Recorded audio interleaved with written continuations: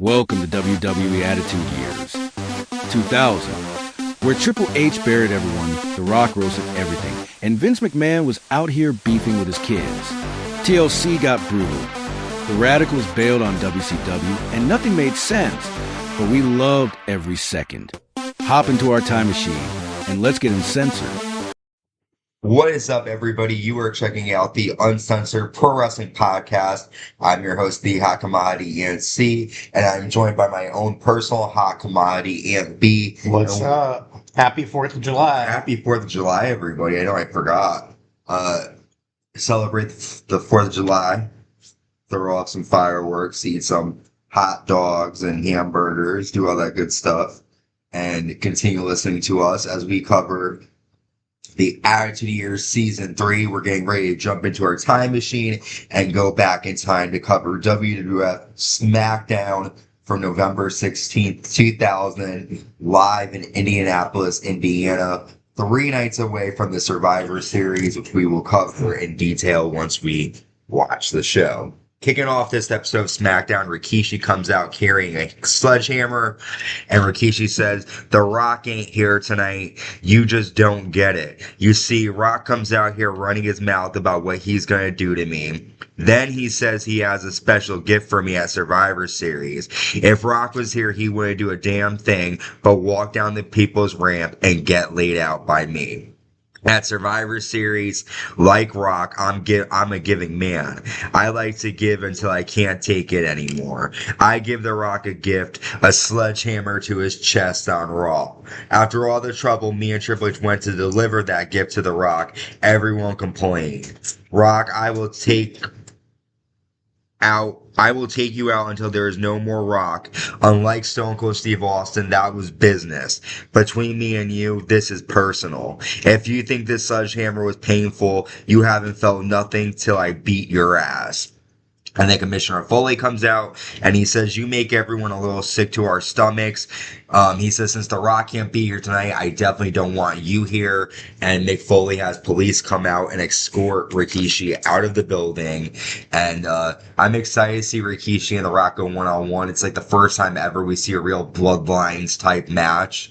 If we go to foreign history, the Bloodlines currently what's going on in WWE, so I'm excited to see the two cousins going at it at Survivor Series.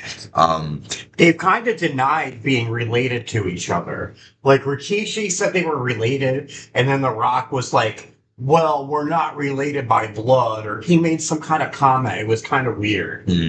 But, yeah. I'm excited to see what's going to happen. Rikishi's got that sledgehammer, so he's definitely a dangerous man right now. Next up, the Hollies with Molly Holly defeat TNA with Trish Stratus. During the match, Trish distracts Hardcore Holly, and Tess lands a pump slam for a 2 count. Hardcore rolls up Tess for a 3, and the Hollies win. After, Albert hits Hardcore Holly with an Albert bomb, and Trish lands a bulldog to Molly and hits Molly Holly with her boot. We're going to see a 6-person tag match at Survivor Series. Crash, Steve Blackman, and Molly Holly against TNA and Trish Stratus. So this is just build up to that match. And thank you, Trish. We then get a promo from Triple H in Stamford, Connecticut, and he says, "Stone Cold Steve Austin, you should be very afraid of me. I know you had the feeling before. The fear began a year ago. After I took you out, it was smooth sailing until you came back and cost me the WWF title. You had to find out who tried to end your career, and it was me." It was a very long promo here by Triple H, but just him explaining why he did what he did to Stone Cold Steve Austin heading into their match at Survivor Series. It was very long-winded. I feel like he was trying to kill time or something. I agree. Next up, Too Cold defeat Tazz and Raven after Raven accidentally hits Tazz with a DDT and Grandmaster Sexay lands a hip-hop drop. During the commercial break, Raven lays out Tazz with a steel chair, and nobody cares about this. Next up, WWF Intercontinental Champion Eddie Guerrero comes out, and Eddie says he's supposed to take on Stone Cold Steve Austin. "You think I'm scared of a little rattlesnake? Come out, Austin, come and fight me." And we see Stone Cold Steve Austin drive a forklift into covering the front of the Radicalz dressing room, locking them into the room. Austin runs out, slams Eddie Guerrero into the ring steps, pretty much kicks Eddie's ass, lands a stunner, and Stone Cold Steve Austin gets some revenge on the Radicalz here on SmackDown. Yeah, he really kicked their ass. It was a good match. I liked. It was very like Attitude-esque the way Stone Cold trapped the Radicalz into the locker room, and it was fun. I like seeing stuff like that. So I'm excited for Survivor Series. Me too. Next, Edge and Christian come out on commentary, and we've got the Dudley Boys and the Hardy Boys with Lita taking on the tag team champions, the Right to Censor, and they've got the women's champion Ivory in their corner. Matt lands a flying leg drop to the Good Father. Lita spares Ivory, and during that confusion there, the Dudleys land a 3D to the Good Father. Jeff lands a Swanton Bomb, and the Hardys and Edge and Christian, and the Hardys and the Dudleys get the win. After Edge and Christian and the Right to Censor attack, Ivory pulls Lita off the apron. The Right to Censor hit everyone with the tag belts, and Ivory lays out Lita with the Women's Championship. We're going to see Edge and Christian and the Right to Censor against the Hardys and the Dudleys, and Women's Champion Ivory defending against Lita at Survivor Series. I'm excited to see Lita and Ivory. The fans are like really behind Lita, and